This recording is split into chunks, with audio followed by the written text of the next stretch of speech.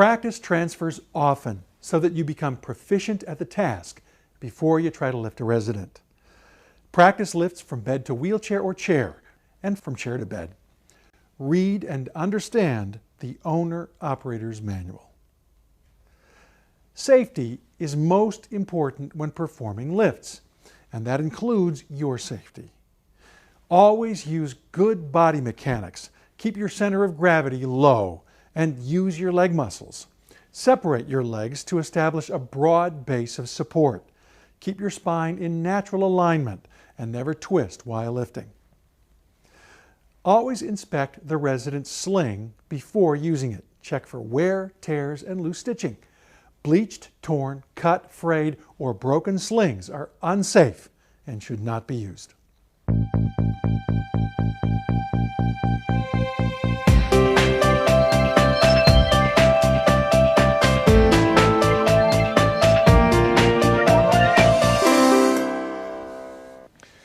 Invacare's Rose and Reliant series of stand-up lifts are valuable tools for transferring partial weight-bearing residents as well as those needing rehabilitation support.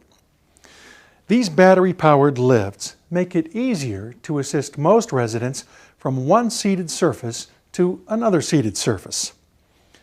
Invacare's stand-up lifts are made up of 3 assemblies: the base, the mast, and the boom, or lift arms. Let's start at the bottom and work our way up, beginning with the base.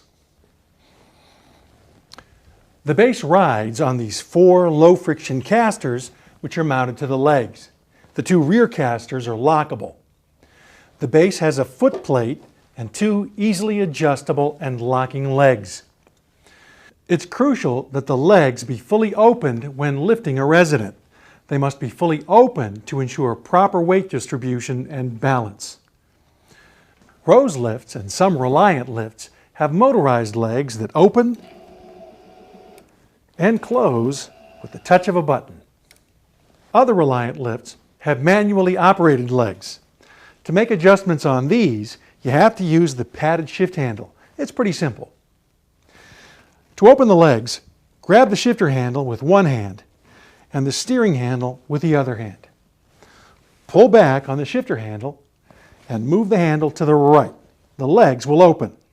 Make sure that the handle drops into this slot to lock the legs into place.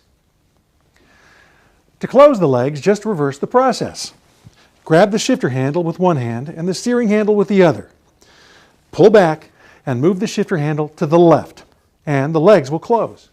Again, make sure the handle drops into this slot to lock the legs into place. Moving up the unit is the mast.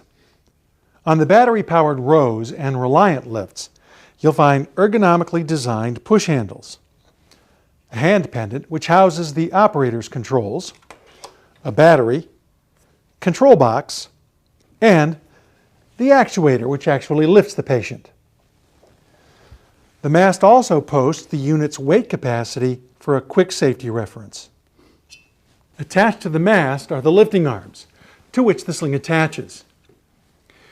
On the Reliant 350 and Reliant 440, the sling secures onto one of these 3 knobs.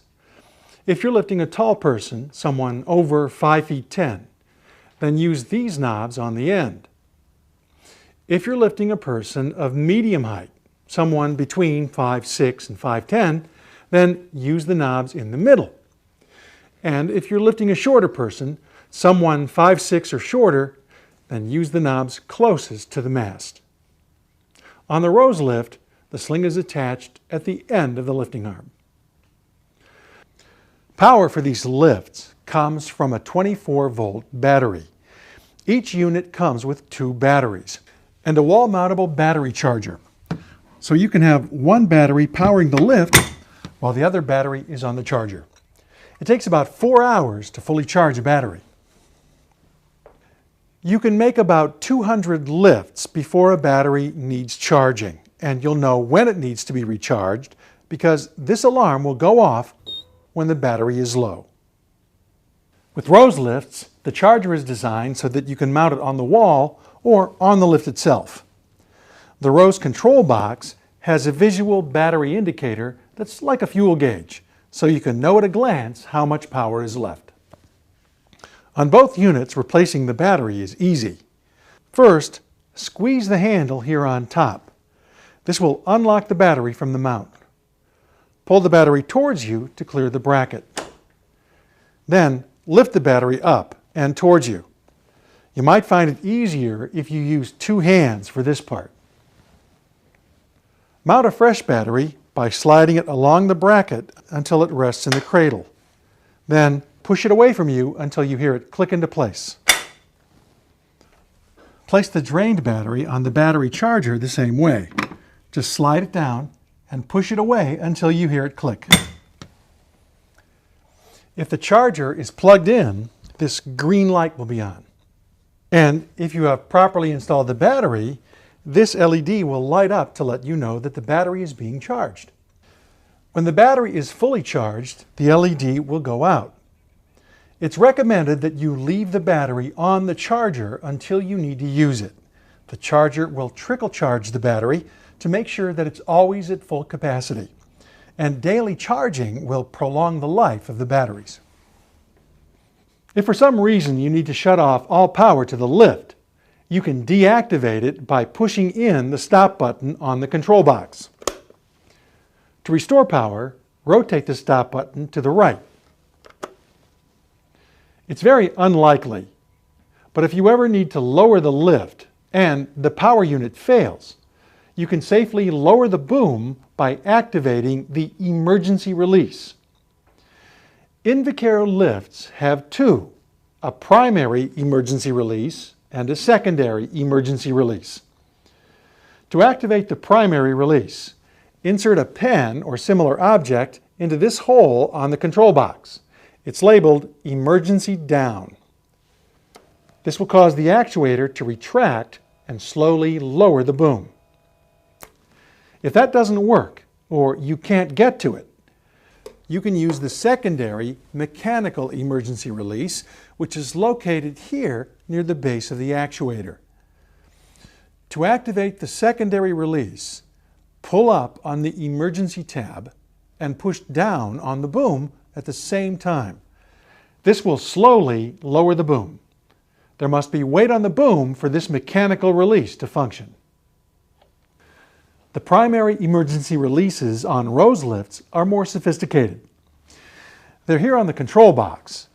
There's an emergency up and an emergency down release. Like the Reliant release, insert a pen or like object into the appropriate hole, up if you want to raise the lift, or down if you want to lower it. This will move the actuator independently of the hand-pendant controls. Another safety feature on battery-powered Invacare lifts is the anti-entrapment capability.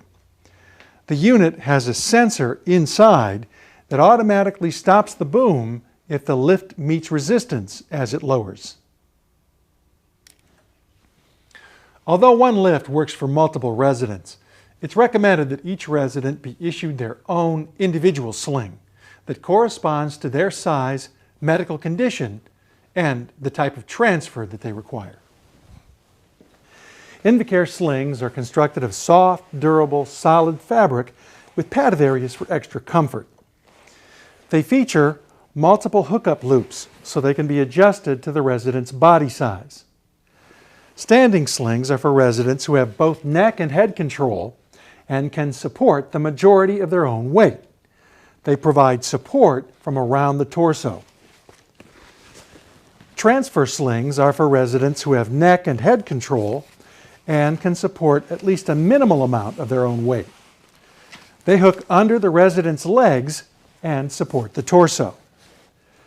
When selecting a sling, be sure to consider the resident's weight and their ability to bear weight. Always check with a physician before selecting a sling. Although Invacare lifts have been designed so they can be operated safely by one caregiver, it's recommended that two caregivers perform all resident transfers. Before you attempt any kind of a lift, make sure that you understand the resident's limitations and ability to assist with the transfer. It's a good idea to communicate with the resident throughout the process. Let them know about each step before you perform it so that the resident is comfortable. If you explain each step as you work through it, your resident will learn the routine and become comfortable with it. Let's watch some typical transfers using a stand-up lift.